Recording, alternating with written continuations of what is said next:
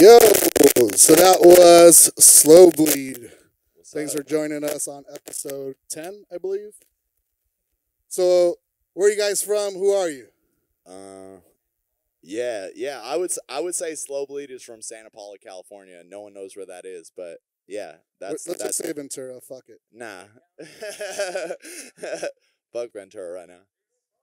But yeah, we're from Santa Paula, California, or Ventura County, Oxnard, wherever. You can lump that all to the 805. Absolutely. Awesome. So how did the band start? How did you guys come up? If you guys are fairly a new band, and how did that start? How did that happen? Well, actually, we've all been friends and involved in. I mean, we've all gone to shows as long as we can remember. It really started as I had a solo project recording just like guitar metal songs I wrote. I asked a couple of my buddies, John and Ozzy here, to record vocals over it just for fun, and it kind of just evolved because eventually we were like, well, let's turn this into a group. Like, we think the songs are cool enough, and we love playing shows. It took a while to kick off, but I mean, once we eventually settled on the lineup, that was pretty much it. But these guys have been involved in, a couple other bands. Obviously, we have Anthony from Dead Heat, Combat Shock, etc. Shout out. Yeah, that's pretty much it.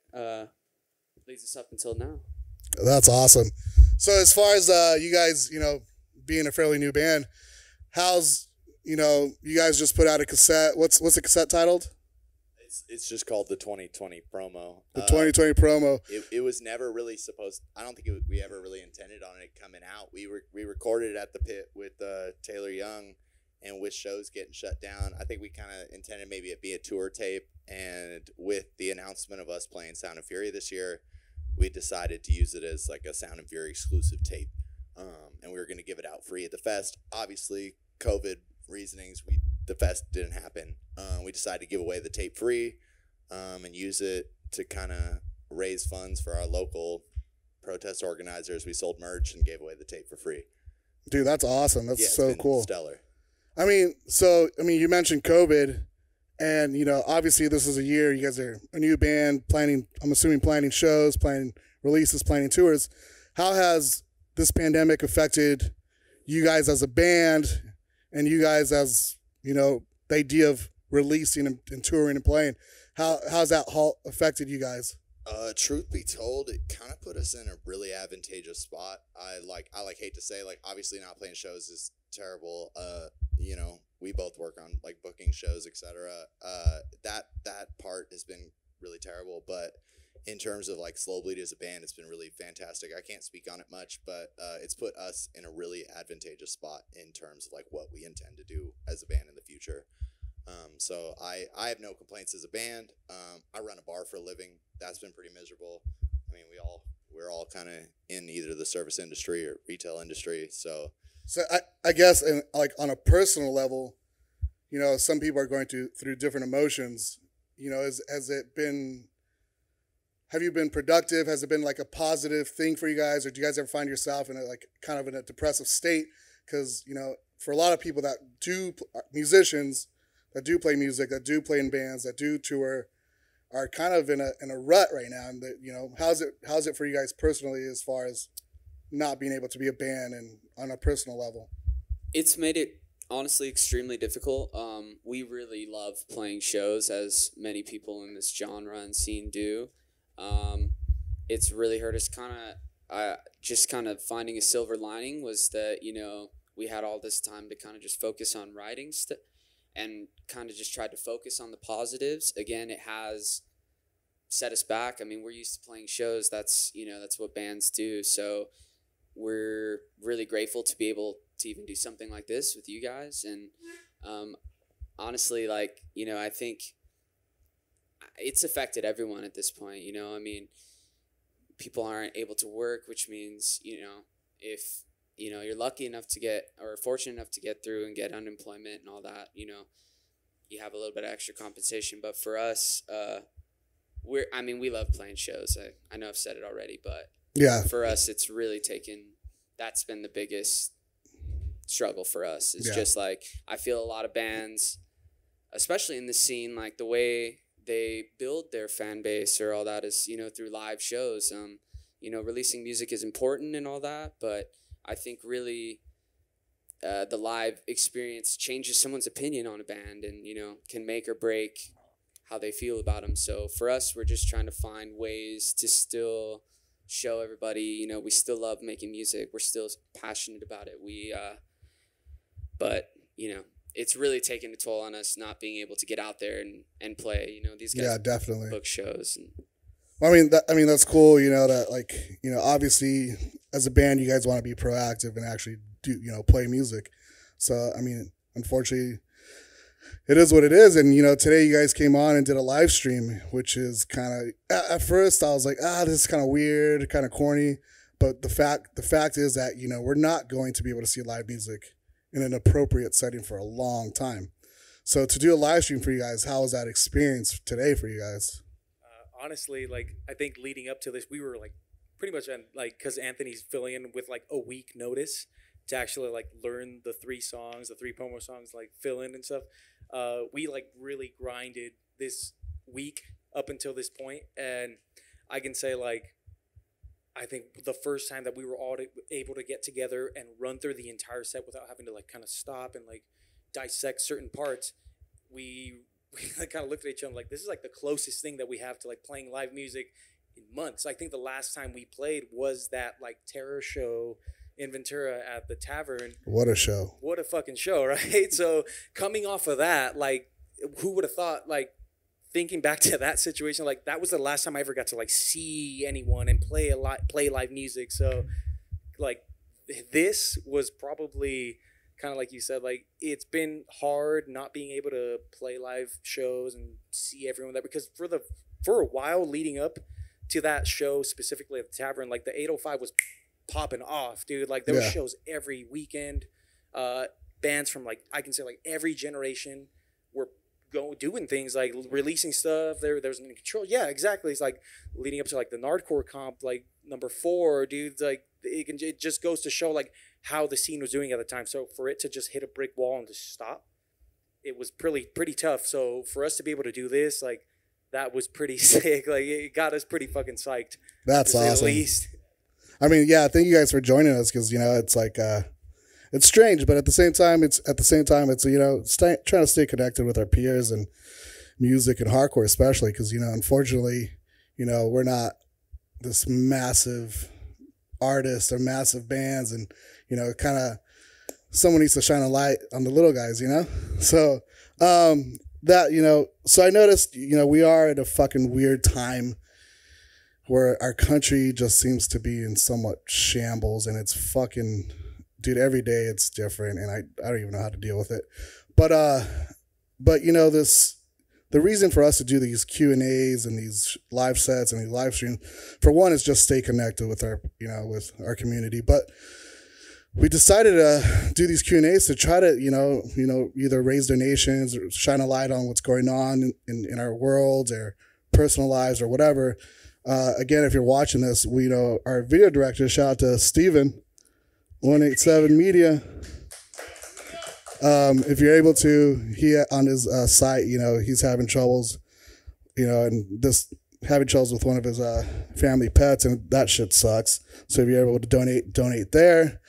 And I know, in this world right now, we have the Black Lives Matter movement, and it's been pretty wild. It's something that should be basic human rights somehow has been, deconstrued into some fucking political view when it's just about right and wrong, and it's fucking weird. And I know, John, you've been getting some fucking hate from your local community for it. How's that going? So, like I mentioned previously, I run a bar in Ventura, and we fly a big Black Lives Matter sign because, all of us that work there, that's obviously the foremost thing on our mind. In terms of the climate right now, I think that's kind of what everyone's thinking about. And unfortunately, I guess you'd say, I don't even want to say right leaning. That's wrong. Racist people in our community are not super fond of it, and I've actually been really into it. I think it's really sick that people are pointing themselves out as like racist individuals that like live near me. Let it be known. Yeah, Fly the flag. Fuck you. I'll post it later. There's a lady, if you want to send some hate mail today and fuck over some racist people. There's a lady I kicked out of the bar for wearing a MAGA hat. I think at like any good bar, no religion, no politics. We don't talk about it.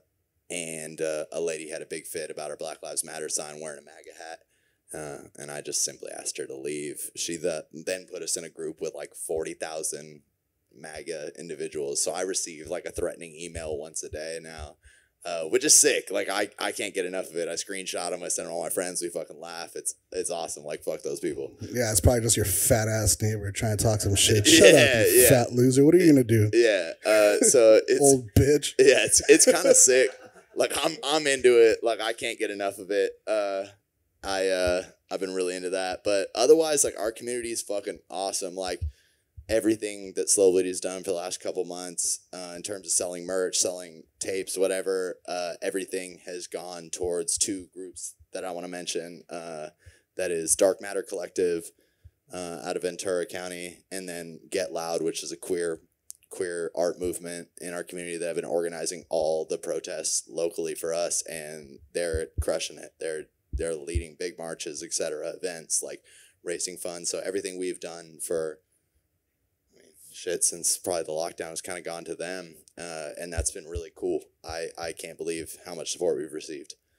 That's awesome, man. I'm glad you guys are being proactive, and I know sometimes it's hard, and it's not. Sometimes it's kind of like, you know, you don't want to just stand on the sideline and not partake. But yeah, I believe it's important to show where you stand, whether you're fucking racist or not. I'd rather know, you know. Don't be a fence walker. Yeah, exactly. I think that's hardcore in and of itself. Like I think like I mean we talk about this all the time. Like the I guess what you call dad metal community has like kind of showed that they're not really willing to talk about this stuff. And I think what separates like a hardcore band from a metal band is willing to, like, I'd argue objectively, like in terms of like music writing, we're a metal band, but I think what separates that is like us loving where we're from and like doing things for where we're from. Yeah, I totally agree. It's the idea is to make a stance and walk it, you know. But yeah, you know, thank you guys for joining us. Couple more questions and we're out of your way. But bucket list item. What do you guys want? You know, give me something out of your bucket list as a band or no. Actually, I don't care. Personally, what's something on your bucket list? I was supposed to go to Thailand and fight in a camp for like a month at one point, and that never happened. So I hope I get to do that one day. Like, hope travel returns and I can just like go someplace. Thailand is fucking sick. I've never been. I think you went last time I saw you. I lived in Sydney. Oh yeah. I think you went to Thailand after that, or am I wrong? I think I went to Thailand right after that. Yeah, that was sick. I didn't get to go. I should have just fucking stayed there. Fuck. I think a bucket list item for us as a band is to do a full-length record. We more or less have a bunch of material ready to go, but due to all the COVID stuff, and you know, it's hard because there's two ends to that in terms of like people don't, you know, labels, etc. They are weary of putting something out because a lot of times touring is how you promote that record. But on the other side of it, it's like releasing music right now, or, you know, is the only way to really kind of keep your name out there and showing that you are still doing things. We're fortunate enough to be in a situation like this where you guys let us live stream and stuff, but I know that's not the same situation for every band. So right now, that's probably the short term, but still a bucket list goal is for us to do like a full length record and, you know, be able to play places, you know, outside of the 805 and out of state and just share our music with as many people who want to listen to it. Bucket list. I guess, yeah, you kind of covered it as far as like a band goes, but personally speaking, like music and stuff, and like especially like hardcore music and stuff, I wouldn't have found it if I didn't run into these guys when I first moved into the 805 and started going to school. Yeah, like, so I think personally speaking, a bucket list for me honestly would be able to tour Mexico because that's where I came from. I'm like first generations and stuff. So Hell yeah! What part of Mexico? I'm from Zacatecas. Hell yeah, yo, we've played Mexico a bunch of times and it's fucking wonderful. I know, I know you did. So personally, like I have a lot of like coworkers for my job and stuff who are from like Mexico City, and hopefully a couple of them watching and stuff. But they've told me about certain venues and stuff in DF and stuff that are kind of go off and stuff. It's specifically like one like in the center and stuff, but it's like this big ass like cathedral looking thing, but it's like a very famous venue in Mexico City. I can't think of the name right now. Yeah, I'm trying to. We've played there a decent amount of times, yeah. Dude. But as you probably know, shit gets fucking wild. So that's on my personal bucket list. Like, I'd love to bring my friends and be like, yo, like, let's play our fucking music in front of these fucking people, because I wouldn't have been here if I didn't run into these guys and like meet everyone like more than a decade ago. Yeah, cheap booze and cheap tacos. When we doing Zabalba Slowbleed Mexico, dude? Yo, Sabal ain't touring again. Fuck that shit. Well, that's on mine. You gotta pay me. Oh, me? I'm also the newest member of this band, besides him. So I'm pretty green with these guys, but I love it. And my bucket list is just to continue playing with these guys and seeing how far we can take this shit, really. That's really my bucket list right now. I don't really have anything else. Just to keep shredding, man. Let's fucking do it. Bigger than Toto. Yeah, I'm just filling in for Slowbleed. I would like to play more shows with them. I didn't ask you that shit. I'm asking you what's your bucket list? Yeah, so my bucket list is just honestly, I want to do another like full US and go overseas, because we did a full US like when the other band Dead Heat started. So that was like really early on. I don't even think Certain Death, our first record, was out yet. So like it would be cool to go out and play new stuff and play more with these guys and stuff, and just play more music. Like, I don't really have too much going on in my life and too many of my visions, but I just really like playing music. I'm in multiple bands, so like it's fun. That's like my bucket list, just to do more. I mean, so when you say that phrase, I always tell that, the coolest thing I've ever done in my life is play in a band and travel and tour, and it's been, till this day, is still the most consistent thing in my life. It's still the coolest thing I've ever fucking done. So don't ever take that for granted, Yeah, and then when you like play like different cities and stuff, and like just playing like Richmond or in like New York, Long Island, Philly and Boston and stuff, like you meet so many cool people and other bands and stuff, and it's just like you just making a lot of connections. And then I'm still friends with a lot of those people I met like 4 years ago or 3 years ago, whatever, and it's just really cool. Love it. Love hardcore, man. Sick. That's awesome. Well, you know what? I need to keep drinking. Kevin, can we do some tequila shots? Thank you, guys. All right. Well, hey, before we go, hold on. Let's do some shout outs or beef hour. Any fuck yous? You want to say fuck you to anybody? I'm a poster name later. I don't mean to dox her or anything, but fuck that puta. Fuck that MAGA bitch. Yeah. Aside from that, I don't really have beef with people. I think if I have beef with people, anyone who knows me knows I've gotten enough. You're too nice, dude. I've gotten into too much legal trouble over the last couple of years. I spent a lot of money beating people up. If you know me, you know that well. So I don't beef nobody that doesn't know it. Aside from that MAGA bitch, fuck her. But you got beef with anybody? Or shout outs, dude. You keep Yo, you keep a positive thing, Yeah, I didn't say be mean. Yeah. Shout out to 805, Omega Point, Dead Heat. That's the team. So yeah, Ricky Madrid. If he's watching this, Ricky, he's my favorite customer of any bar I've ever worked at. Shout out Ricky, shout out, So that's it. I think that's it. Yeah. Anybody else got shout outs or fuck yous?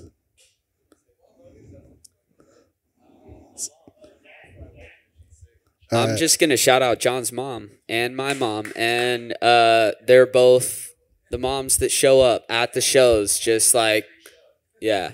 Shout out to all the mamas. All right, guys. Slowbleed from the 805. Thanks for watching. Thanks for having us. Hanging out. And we'll see you next week. Peace.